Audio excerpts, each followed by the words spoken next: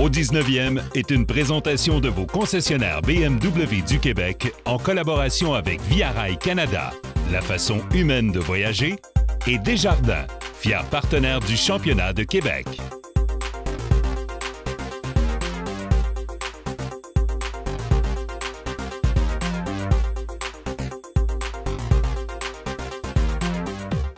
Mesdames, Messieurs, bonjour. Et c'est Michel Lacroix qui vous souhaite la bienvenue à l'émission Au 19e, première émission de deux consacrée exclusivement à l'Omnium canadien RBC qui aura lieu cette année au Royal Montréal.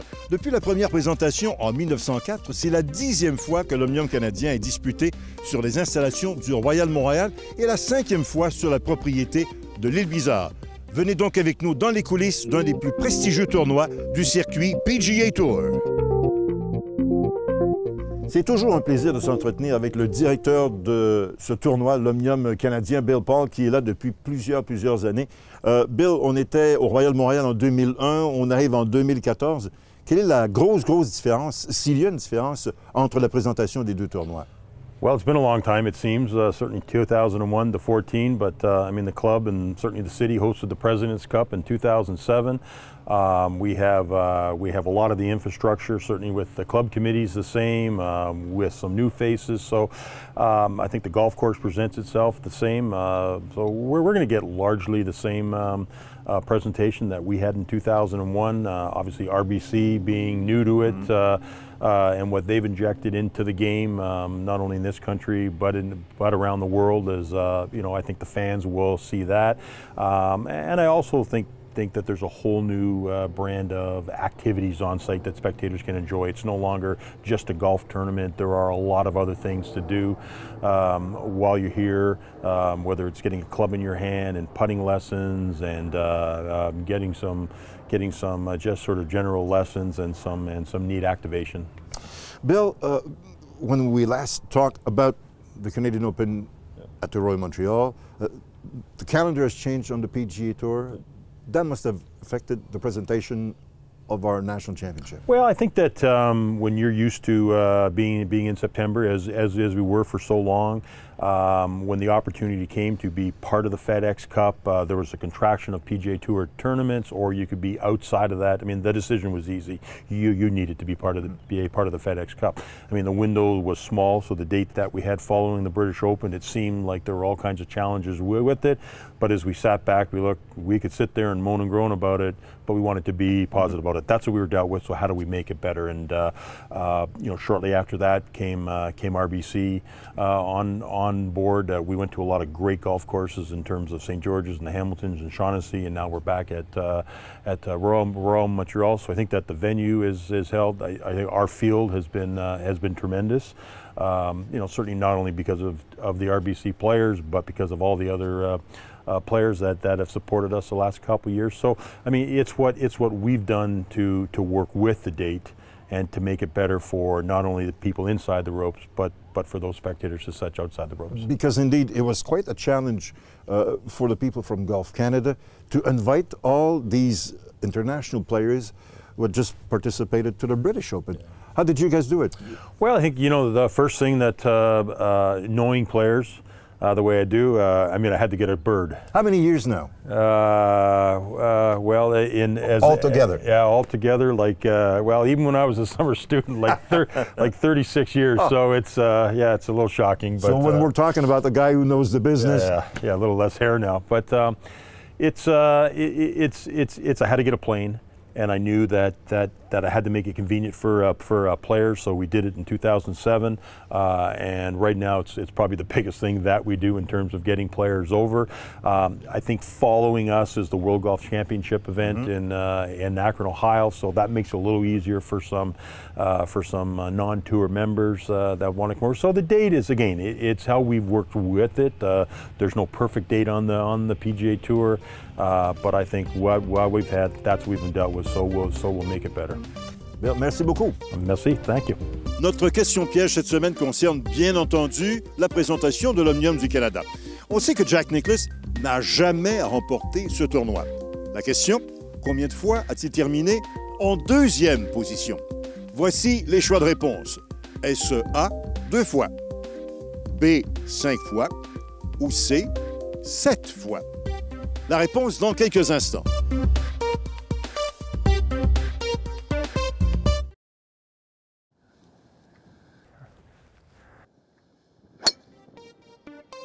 Combien de fois est-ce que Jack Nicklaus a terminé en 2e position lors de l'Omnium canadien? La réponse, 7 fois.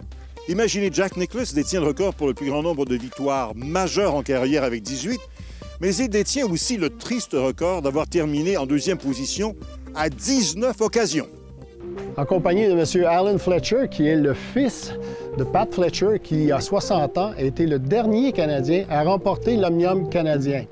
To congratulate Pat Fletcher on a wonderful game of golf. I believe he's the first Canadian to win the Open Golf Championship since 1914, which is a wonderful achievement, and I'm sure every Canadian here is as happy as he is, and I was certainly very, very happy to see him do it. What does that 60th anniversary means to you this year?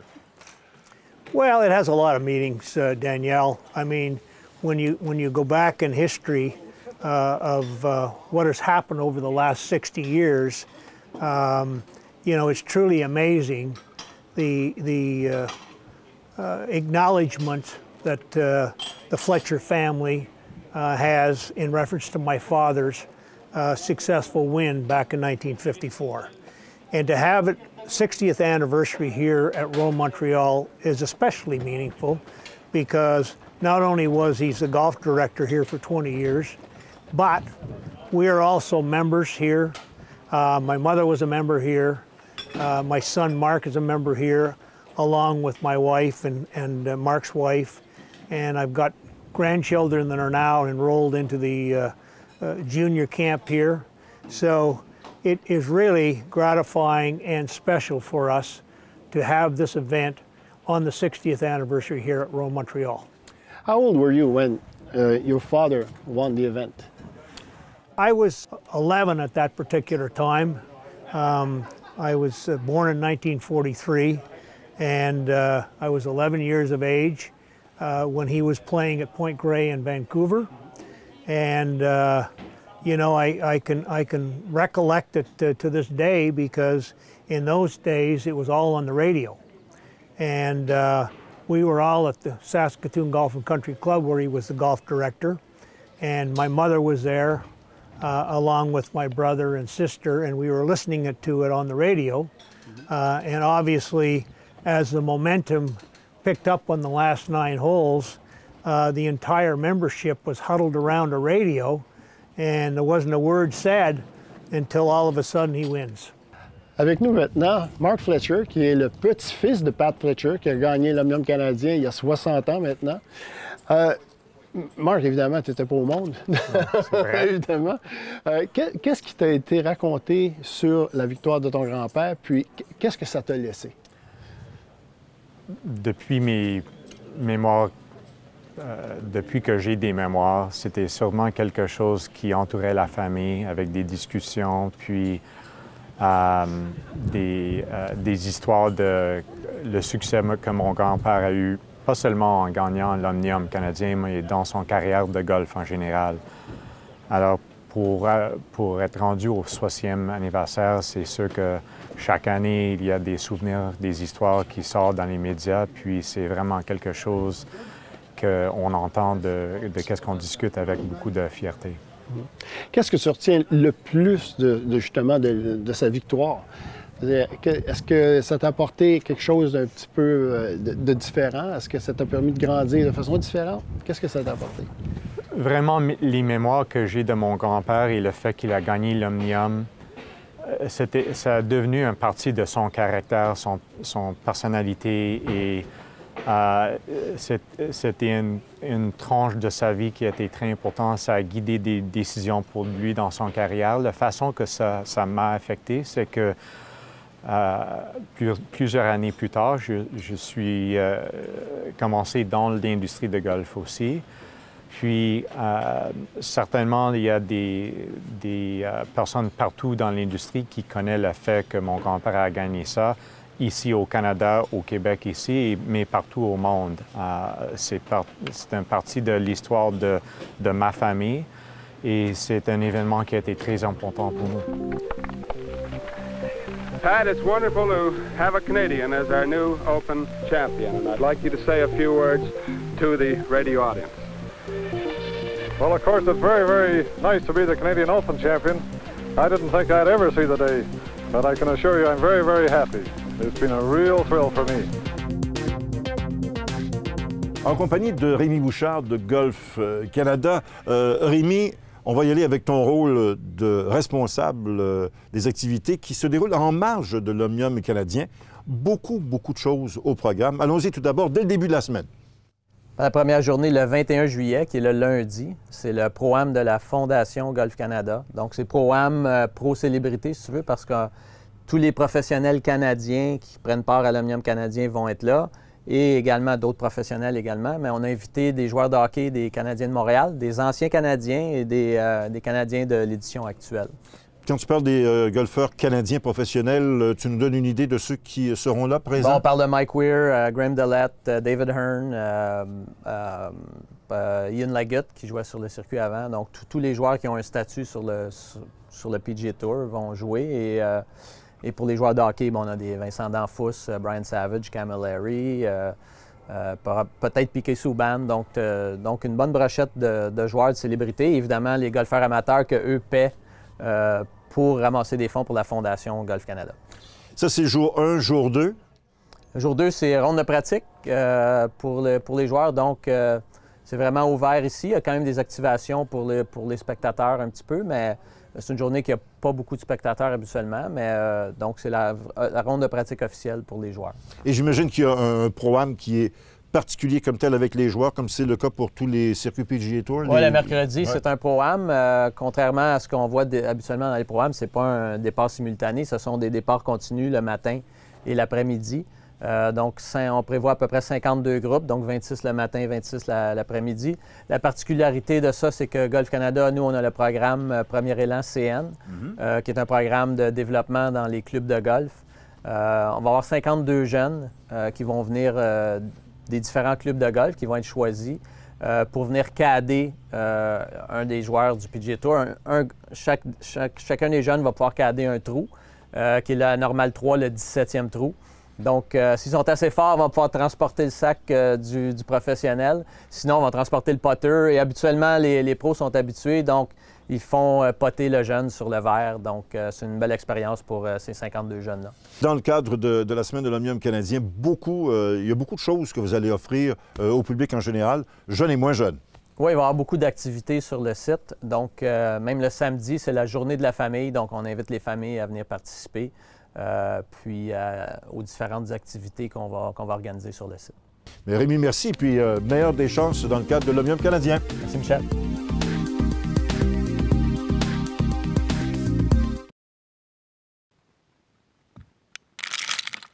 Nous sommes en compagnie du président du tournoi de cet Omnium canadien RBC, M. Tom Quinn.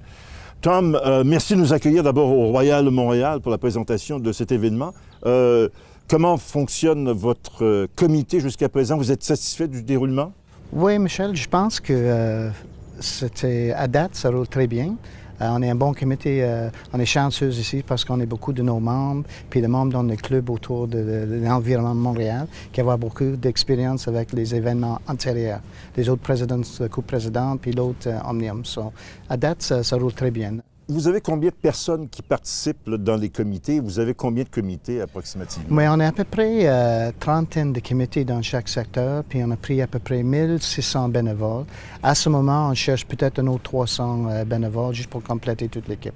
Donc, vous avez parlé de la Coupe des présidents. Bien sûr que c'était en 2007 que vous aviez présenté l'événement. Est-ce qu'il y a beaucoup de personnes qui étaient de la Coupe des présidents qui sont revenues? Parce que c'est une tradition d'avoir au Royal Montréal des compétitions prestigieuses. Je veux dire que la plupart de mes comités exécutifs et des gens qui le share dans toutes ces disciplines, c'est tous les mêmes gens qui sont impliqués dans le President's Cup avant. OK. Quelles sont vos responsabilités, vous, en tant que président de ce tournoi? J'imagine que vous devez à la fois regarder ce qui se passe sur le terrain, ce qui se passe au niveau de la vente des billets, ce qui se passe au niveau des tentes corporatives. C'est beaucoup de travail.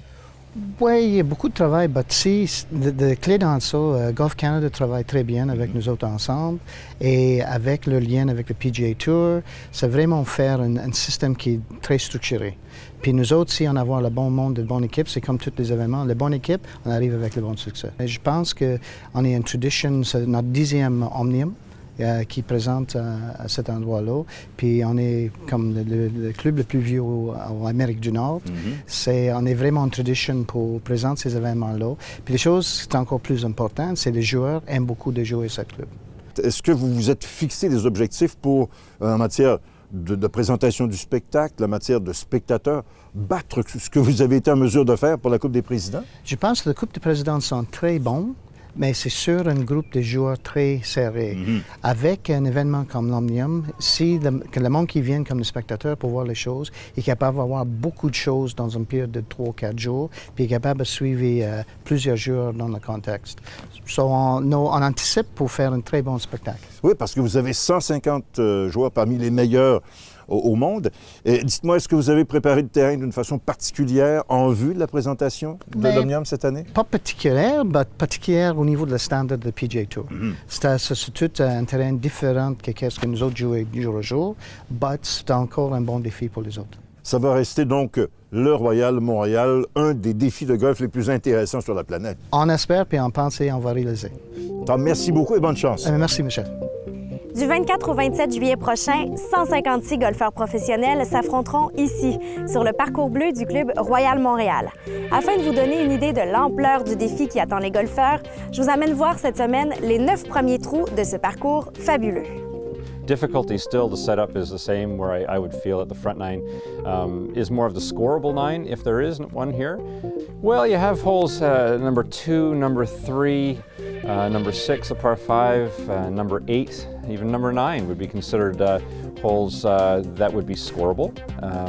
So, I mean, we have some difficult holes in the front nine for sure. Number 4, without a doubt. Number 5 is a great par 3. Number 7 is a small, but a great par 3, again, because it's, I mean, it is short, but it's a very small green. Yeah, I would say there's more scoring to be had on the front nine at Royal Montreal in Blue. En début de parcours, le deuxième trou est stratégique. Ici, le choix du bâton pour le coup de départ peut différer d'un joueur à l'autre, compte tenu de la distance choisie pour éviter la fosse de sable géante située sur la droite de l'allée. Puisque la surface de réception est assez étroite, certains opteront pour un coup à court de cette fosse, alors que d'autres tenteront de voir leur balle la franchir afin d'accéder au vert avec un coup de cocheur. Le quatrième trou est une normale 4 de 501 verges. Le défi principal est définitivement le vent de face qui s'ajoute à la longueur du trou. L'objectif pour les joueurs qui l'affrontent est de garder le coup de départ vers la droite de l'allée afin d'éviter les fosses de sable et les arbres qui l'abordent sur le côté gauche. Une fois le coup de départ réussi, le reste du trou devrait bien se dérouler puisque le vert qui le couronne est assez large et généreux. Les longs cogneurs y partent nettement avantagés. Long de près de 600 verges et avec un vent dominant de face, le sixième trou nécessite un long coup de départ si l'on espère avoir la possibilité d'atteindre le vert en 2 coups. Ainsi, les artistes du cocheur devraient être favorisés car ce vert n'apparaît pas très réceptif si on l'attaque de loin. Très surélevé et bien protégé par des fosses de sable profondes, ce vert tend vers la droite et semble attirer les balles dans cette direction. Vous serez ravis de suivre les joueurs sur ce trou magnifique. S'ils croient s'en être bien tirés après le premier 9 trous, les golfeurs ne doivent pas entreprendre la seconde partie du parcours trop confiants, puisque c'est là que se trouvent les plus grands défis du terrain. On vous présente la suite la semaine prochaine.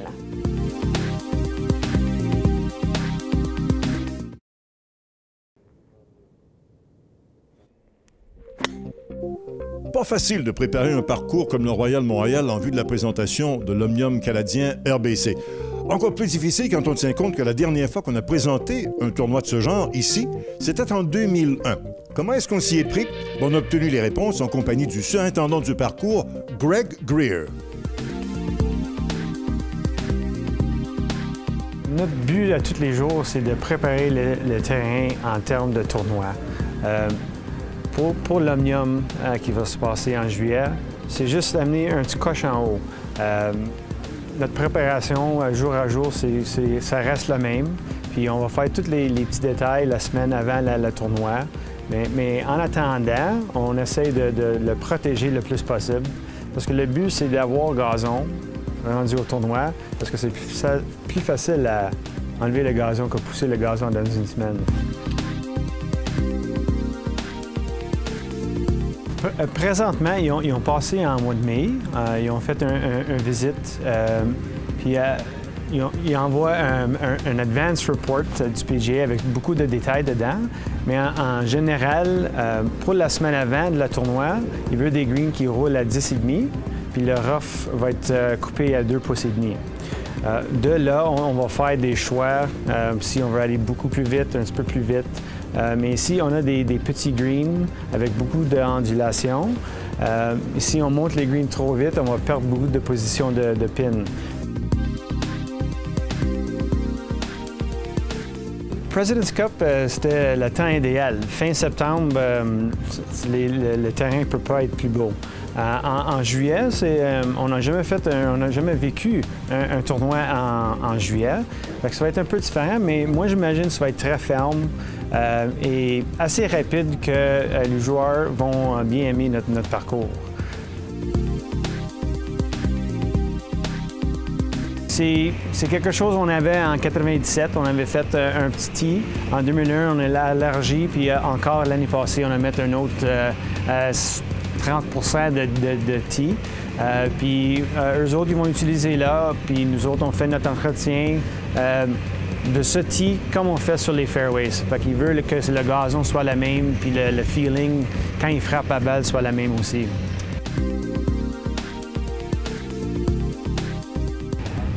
Le PGA prend soin de les terrains. Puis avec nous, ensemble, on espère que le jour après son parti, le terrain est prêt pour nos membres. C'est sûr, à l'extérieur des cordes ou les fairways, ça va être un peu compacté à cause de tous les spectateurs. Mais à part de ça, moi j'imagine, si la température est bonne, on devrait être très bien le lundi ou mardi après la semaine du tournoi. Ben voilà qui met un terme à la première de 2 émissions spéciales consacrées exclusivement à la présentation de l'Omnium canadien RBC au Royal Montréal.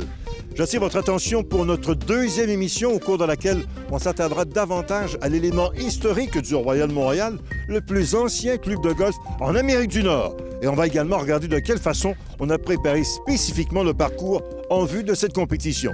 On se donne rendez-vous la semaine prochaine au 19e, là où on entend bien sûr les meilleures histoires de golf. Au 19e vous a été présenté par vos concessionnaires BMW du Québec. En collaboration avec Via Rail Canada, la façon humaine de voyager, et Desjardins, fier présentateur du championnat de Québec.